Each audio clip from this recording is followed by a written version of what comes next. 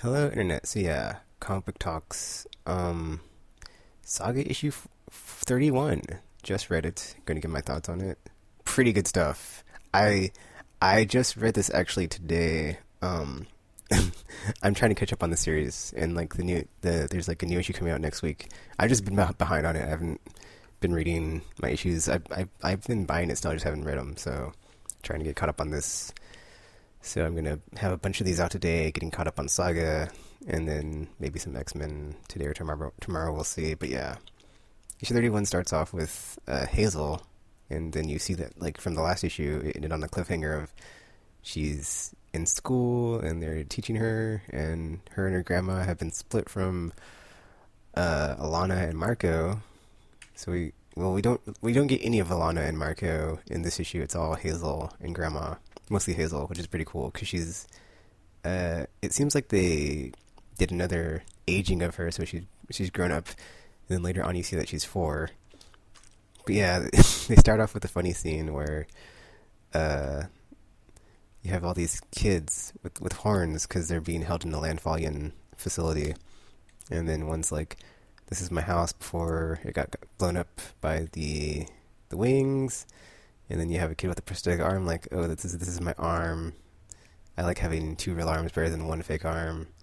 And then you have another kid, like it's pretty cool what they do here because it's like they're speaking the horn language, so you don't know what they're saying, and it's like it's not real language. So it's like he just says Mia Panjo, mi volas Mia Panjo. So it's like clearly he's saying like I miss my mom, or that's what I think is the interpretation there. Whatever, I could be wrong.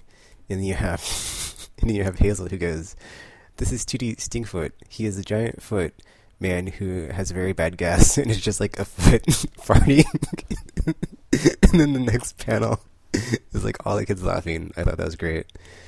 And then the teacher's like, "Hazel, that was nice, but the reason the thing we're supposed to be doing here in this exercise was drawing something that makes you feel sad." And she's like, "Yeah, I know, but nothing makes me sadder than how bad Tootie's toots smell." And then she sends all the kids to recess. And then she's like, "Wait, Hazel, before you go, you're very creative, blah blah blah blah, but like you can tell me anything that you want, and it'll stay just between us." And then she like pulls out this thing out of her purse that's like this book, and then she's about to give it to Hazel, and then she starts crying, and then Hazel goes into this whole story about, like, believe it or not, those were the first tears I shed in years, and like she proceeds to tell the story of like what happened between them getting captured in the last issue, issue 30, and then being brought to this facility. So after they hopscotched off of the ice planet or wherever they're at, where they left Alana, Marco, Prince Robot, and Goose, you see that they basically hopscotch into the Royal Guard ship that was following Marco and Prince Robot. So they jump out, they see that, and then it's just a foot, which is funny. And then the 2 robot pilots on the royal ship are like, "Oh, it's just a old Landfallian troop transport hoof." But then they're like, "Oh, wait a minute, that means it's stolen. That means it's being used by the last resistance." And they're like, "Okay, well, let's bring these guys in." And you also have on the other side, you have the 2 people that kidnapped, or like the two that are left, I should say, of the last resistance, because they all got wiped out in that last adventure. So the dude and the lady, whose name is like later revealed to be Lexus. I forgot what the dude's name is. It's whatever.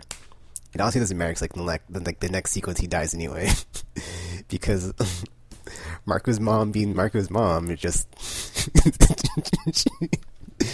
brings it all the time, and so they get hit with this like stun ray, and they're all knocked to the ground.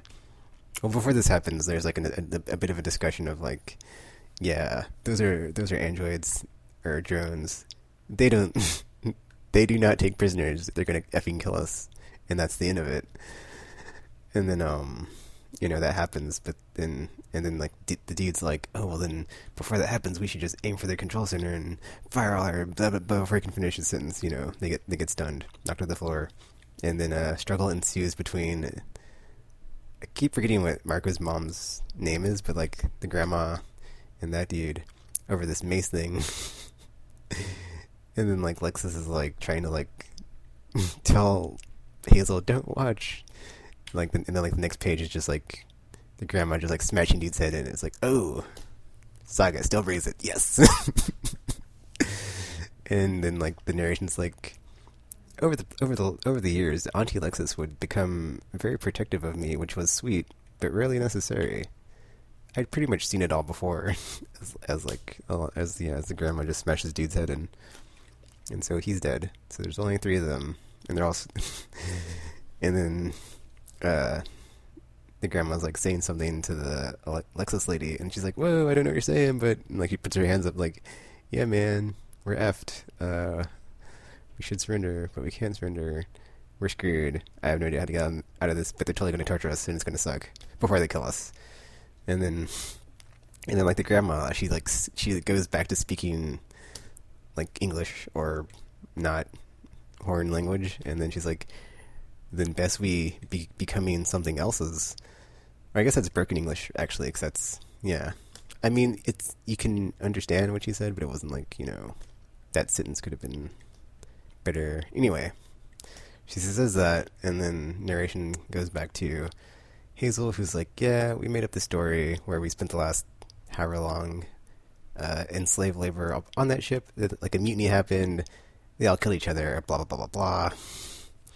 And they're back on this Landfallian facility, which is actually pretty cool because you hadn't seen it from the outside yet. And so you see it, and it's basically these 2 pillars that go very high into the sky, and it's like this concrete geometrical shape. It's kind of like a ship, but not a ship. It's a building, but it's like the way that the structure is. It's very non-orthodox. So that's pretty neat design there.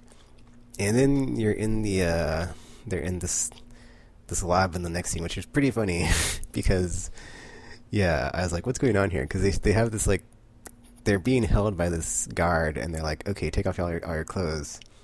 And then this like doctor comes in, but it's a bipedal pig with like hooves and feet hooves and a pig face, and I was like, that's a new one, because there's so many like weird character designs in this in this story so far. And so that happens, and then the doctor's talking to the guard about, well, they were comfort girls, blah blah blah, don't be so hard of them, blah blah blah. And then like the guard leaves, and she's like, whatever, 5 minutes, blah blah blah, or something.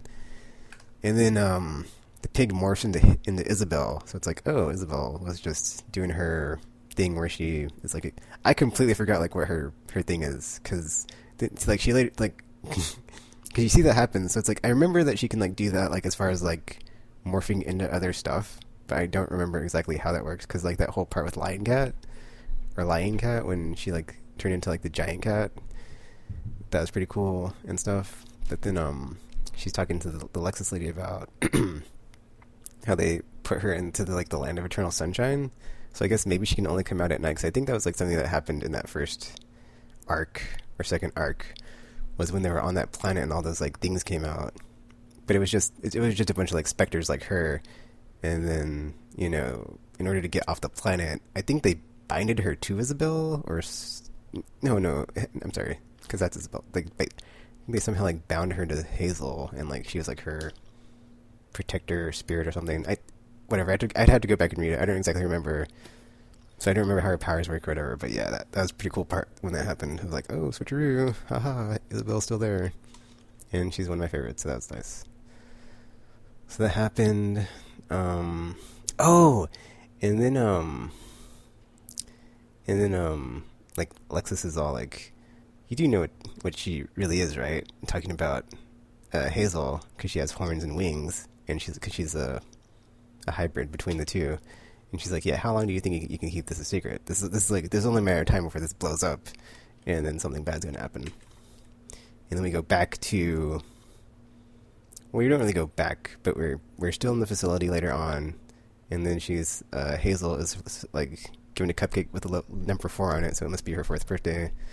Well, yeah. Then the next part, she's like, "Oh, teacher, you remember my birthday?" Blah blah blah. And then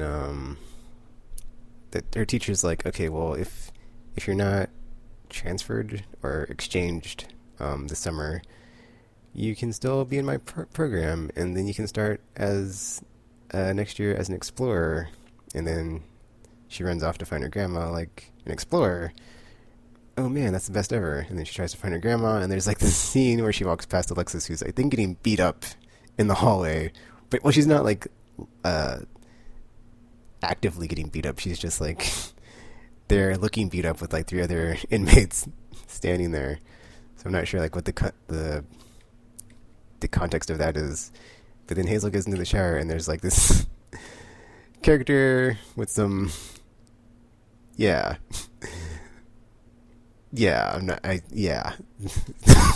It was weird because I was like reading this in guided view in Comixology. So like you saw like the upper half of the character's body, and they have like boobs, but then like it zoomed out, and then they have and they have like a male sex organ.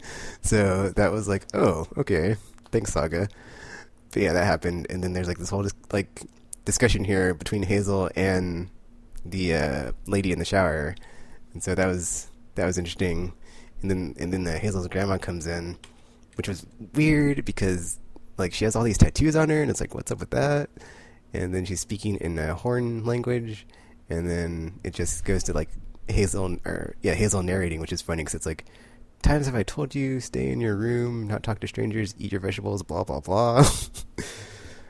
So it was funny to actually have her say that when her grandma was like yelling at her, because that's never really happened, where like she'll break the dialogue of narrating the story to be saying what somebody else is saying or whatever. So that's pretty funny. And just like the whole part with the transgender lady or whatever, I don't know. I could whatever that was weird.